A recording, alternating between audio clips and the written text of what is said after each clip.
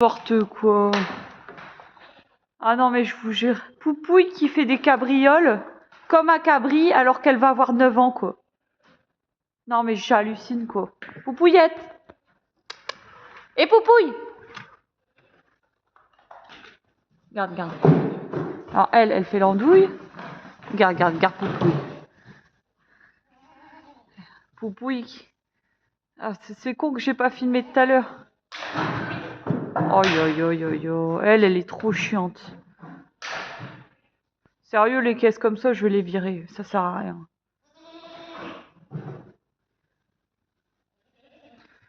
Et vas-y, Pouille. Allez, allez. Ouais, ouais. Poupouille.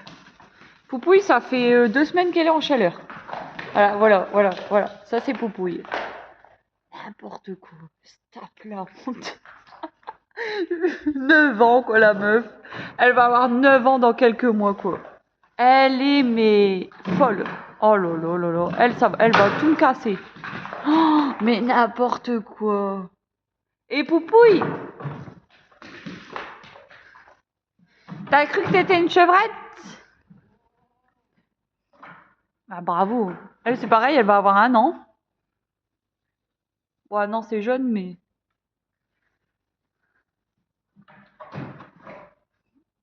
Mais normalement, c'est plus censé grimper là-dedans. Et en plus, elle le fait à l'aise. Je crois que ça doit faire 90 cm de haut. Elle a vu sa mère dedans. Round 2. Round 2. Oh, c'est n'importe quoi. Début février. Enfin, fin janvier, début février. Déclenchement de chaleur. Encore. Mais là, ça peut être des fausses chaleurs, là, du coup. Ça peut être des fausses chaleurs. Parce que là, j'ai Poupouille, ça fait 2 semaines qu'elle est en chaleur. J'ai Jumelle. Elle s'est déclenchée 2 fois en 1 semaine. En fait, elle s'est pas arrêtée quasiment. Enfin, elle s'est arrêtée un jour et puis elle a repris. Ensuite, il y a les jeunes, là, qui sont un peu plus jeunes, celles de 3 ans, qui ont fait des chaleurs cette semaine, là. Donc ça fait 3 semaines que c'est vénère un peu. Que ça fout le brin. En janvier, c'est pas étonnant qu'elles aient encore des chaleurs, hein. On pourrait encore mettre au bouc. Mais là, des chèvres qui se déclenchent plusieurs fois ou qui ont des chaleurs longues, ça peut être des fausses. Donc à voir. Donc elles sont pas mal sorties là depuis la semaine dernière à peu près. Donc ça va faire 2 semaines qu'elles sortent régulièrement. Donc j'ai augmenté forcément en litrage de lait, hein, tout de suite. De toute façon, 2 jours après le pâturage, je fais 2h30 de pâturage. Je fais 2h30 de pâturage en ce moment. Et au bout de 2 jours, je le vois, ça augmente, quoi. Donc du coup c'est cool. Et ça m'arrange parce que comme le foin il est pas beau, je suis obligée de le secouer. Je suis obligée de le secouer en fait pour qu'il perde en poussière et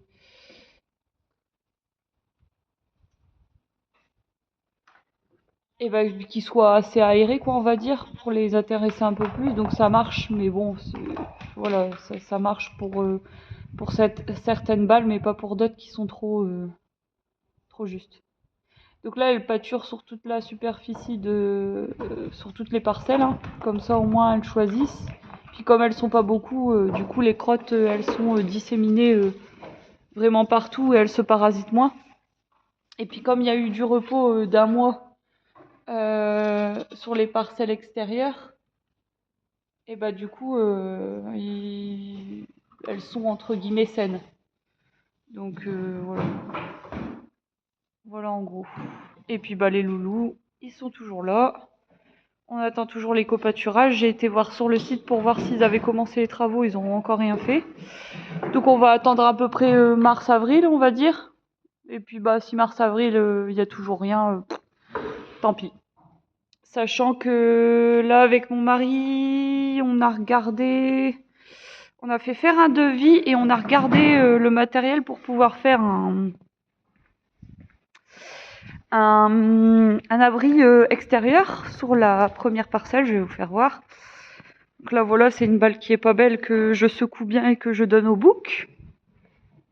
Uniquement au bouc, parce qu'il trie beaucoup. Je me suis acheté du coup un autre... je vais vous le faire voir pour que vous voyez à quoi ça ressemble. Pour ceux qui ont des problèmes comme moi, hop. Voilà, je me suis acheté ça. Donc ça c'est à changer, je les change tous les 4 à 5 jours à peu près. Ça tient pas plus longtemps, elle s'est remplie de poussière sinon. Et du coup, pour ceux qui ont comme moi des problèmes, bah je suis un peu allergique à la poussière de foin, donc du coup je mets ça et du coup ça se retrouve moins dans mes poumons, on va dire. Donc là je vais vous faire voir à peu près où est-ce qu'on va mettre l'abri de prairie. Ce sera pour un projet futur. Un projet futur, donc soit, comme j'avais dit, potentiellement des moutons. Donc des jeunes en fait que je récupérerai d'un ou d'une éleveuse. Et si possible à biberonner avec le lait des chèvres. Et quand ils seront sevrés, ils seront en pâture. Donc ça c'est à voir. Donc voilà, là où il y a les piquets noirs, ce sera l'abri. Donc il fera à peu près... Enfin non, c'est pas à peu près. Il va faire 9 mètres carrés. Donc là j'ai 3 par 3 quoi. Donc bah, ça va donner ça. Sachant que l'entrée elle sera devant. Comme ça ce sera protégé par le bosquet. Ce sera protégé du vent par le bosquet. Et du coup cette parcelle là, donc du coup elle servirait potentiellement à engraisser des agneaux je dirais entre 5 et 10 agneaux. Sachant que cette parcelle-là, elle fait 5000 m² et si je vois qu'il tape trop dedans, je peux ouvrir celle du fond. Voilà. Ou alors des équidés. Ou alors même carrément les deux, quoi. Donc pourquoi pas faire par exemple un cheval, 6 moutons par exemple, ou 7 moutons. Pourquoi pas. Et du coup, bah, ça casserait le parasite, hein. Du coup le cheval on pourrait le bouger là dans les autres parcelles où les chèvres sont par exemple, sachant qu'il faudrait éviter de mélanger moutons-chèvres parce qu'elles ont ils ont souvent les mêmes maladies. Et puis en plus de ça, niveau entente, je sais pas du tout comment ça s'entendrait, parce que bah c'est des animaux qui ont pas le même caractère. Et les moutons ont pas de cornes et les chèvres oui, et les chèvres ont du tempérament, donc du coup il faudrait pas qu'il y ait un souci quoi.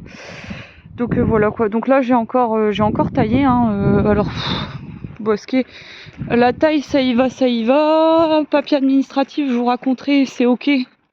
Sachant que j'ai eu des mésaventures avec la MSA comme d'habitude, mais ça a pas duré, j'ai su tout de suite dépatouiller le truc, donc je pensais que ça allait durer des plombs, mais non ça va quoi.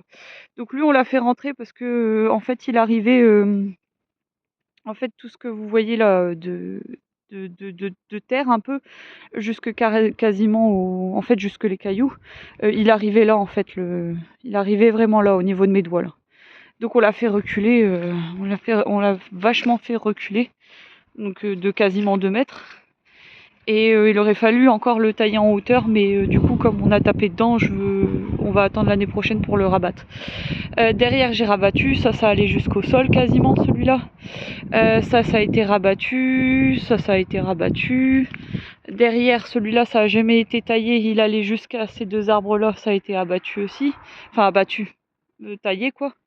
Et en fait le but est de ramener de la lumière à l'intérieur pour que chaque espèce repousse bien quoi. Donc là, c'est pas mal. On va attendre cet été pour voir ce que ça donne au niveau de la repousse. Mais il y a encore du travail, hein, mais ça ressemble à quelque chose. Là, c'est pareil. Je sais pas si vous allez le voir. Je vais vous faire voir. Donc là, le jardin, on a quasiment tout fini. Il manque plus que les 2 cornouillers qui sont là-dedans, là dans ce bosquet-là. Et il manque de la taille vers la véranda. Mais sinon, on a fini. On a fini. Et il manque. Donc là, il me reste... on est quoi là? On est février. Il me reste un gros mois de taille, je pense, à peu près. Après, ce sera fini. Il faudra arrêter. Donc là, j'ai taillé... vous voyez là, ça allait ça allait au-dessus de la toiture du petit garage. Donc ça, je l'ai débité. Et ces deux trucs-là qui montaient par-dessus le hangar, plus loin que ceux-là, j'ai débité aussi. Donc j'en ai pas débité beaucoup parce que c'est très gros et très... quand je fais ça, après je suis KO quoi.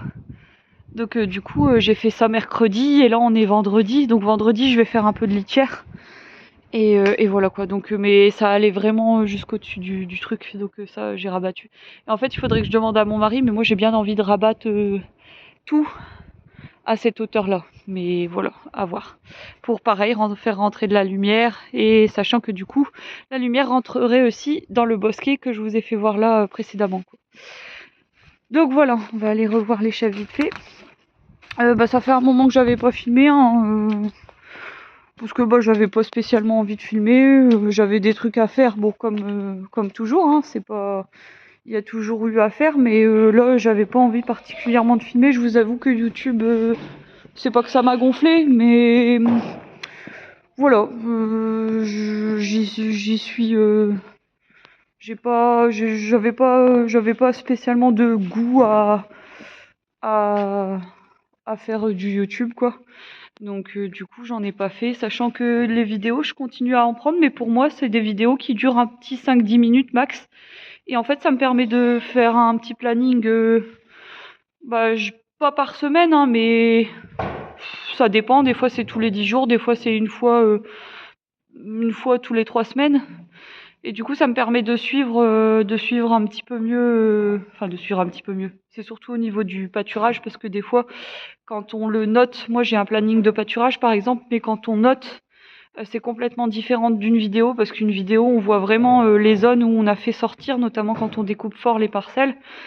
On a vraiment le débrief en gros, et puis en direct quoi, des zones de parcelles qu'on a découpées, donc je trouve que c'est assez précis. Et puis en plus on voit vraiment la hauteur d'herbe qu'il y a dans les vidéos, donc ça je trouve ça intéressant. Puis c'est pareil, du coup je donne des infos intéressantes pour moi, du genre est-ce que j'ai vermifugé, à quelle date, est-ce qu'elles ont bien mangé, est-ce qu'elles ont trop gaspillé, pourquoi. Puis ça du coup ça me permet de moins faire les mêmes erreurs l'année suivante, sachant qu'on en fait toujours, vu que suivant la météo ça change tout le temps. Bref, mais en tout cas je trouve ça intéressant. Donc voilà. Mais ouais, sinon les vidéos YouTube, c'était pas quelque chose que je voulais faire. En ce moment, j'en ressentais moins le besoin. Je vais beaucoup mieux niveau forme et niveau mental.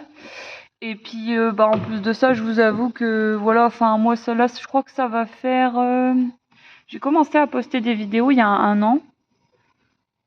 Il y a un an ou il y a 2 ans, je sais plus. Il y a un an, je crois. Et en fait, donc un an, et on est quoi? On est même pas 100 abonnés. Et donc il y a même pas 100 abonnés en un an. Et puis pareil, le nombre de vues c'est à peu près du 200. Et puis niveau commentaires, je sais même pas dire combien j'ai de commentaires par vidéo, parce que j'en ai pas beaucoup. Donc du coup en gros c'est hyper faible quoi. Quand je vois certaines autres chaînes qui font des vidéos, voilà, au bout d'un an, elles ont plutôt 4000 abonnés, quoi. Donc 4000 abonnés, et puis le nombre de vues qui suit avec, et puis ils ont une dizaine de commentaires, quoi.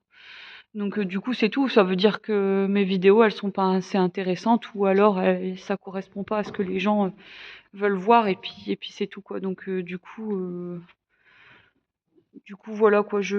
Moi, le but étant de poster, parce que déjà, ça me fait plaisir de filmer les chèvres et comment on suit un troupeau.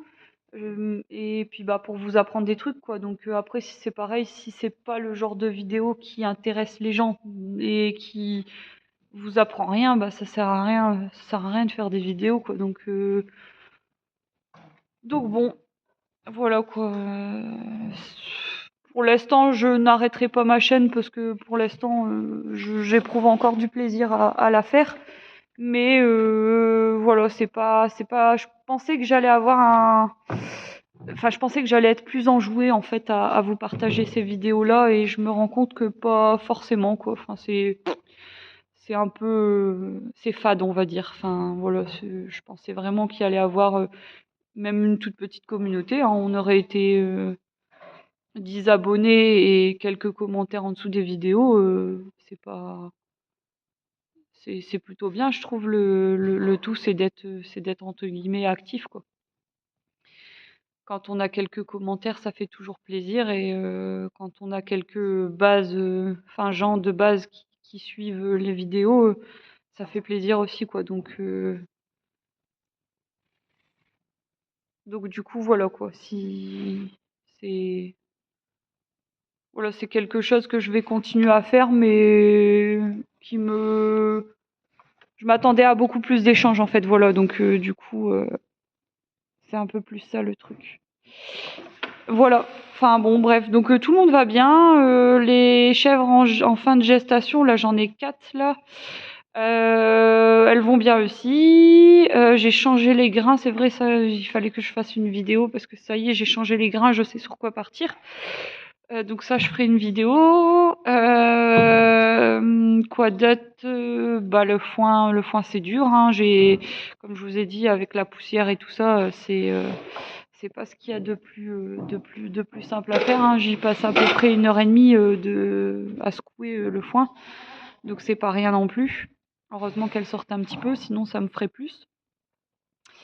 Et du coup, bah, j'attends qu'on puisse faire la cahute. Alors ouais, comme je vous ai dit, j'ai fait faire un devis pour voir par curiosité combien les gens demandaient et nous, regarder le matos, quoi. Donc en fait, c'est quasiment du kiff-kiff. Pourquoi? Parce que, bah, déjà, le matériel, bon, on a regardé, c'est quasiment la même chose, sachant qu'eux, ils ont dû un petit peu plus gros au niveau de l'épaisseur des planches, pardon.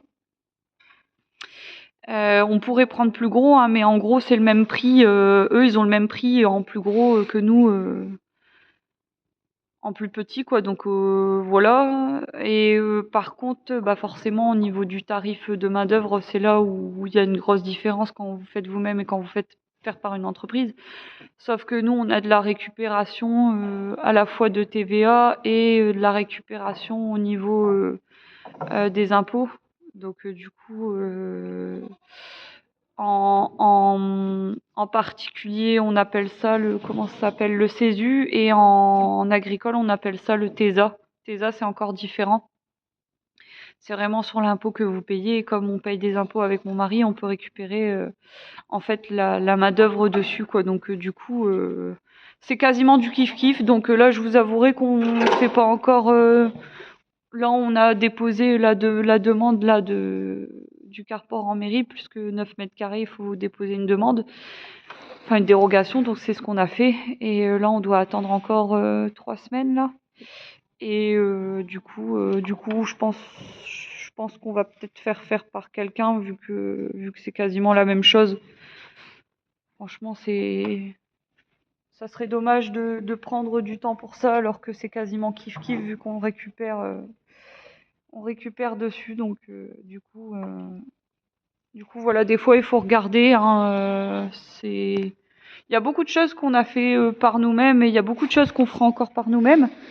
Mais là, pour le coup, visiblement, le carport, c'est kiff-kiff. Donc du coup voilà quoi. Par contre, on a un chantier aussi clôture et là par contre, il y a de fortes chances pour qu'on fasse nous-mêmes, mais à voir parce qu'en plus, il nous reste encore des piquets de côté. Donc voilà, bah n'hésitez pas, hein, à poser des questions si vous en avez, n'hésitez pas à faire un coucou si vous passez par là et bah je vous souhaite aussi une bonne année parce que je l'ai pas dit. Normalement, je crois qu'on a jusque fin janvier pour le dire, il me semble. Enfin bon, bref. De toute façon, moi, je suis toujours en retard avec ces trucs-là. Donc, bonne année à vous. Qu'elle soit, bah, que vous réalisez vos projets, qu'ils soient personnels ou professionnels. Et la santé et puis bah la sérénité, hein, c'est important. Voilà. Sérénité surtout. Voilà. Et bah, on se tient au jus pour la suite. Allez, ciao!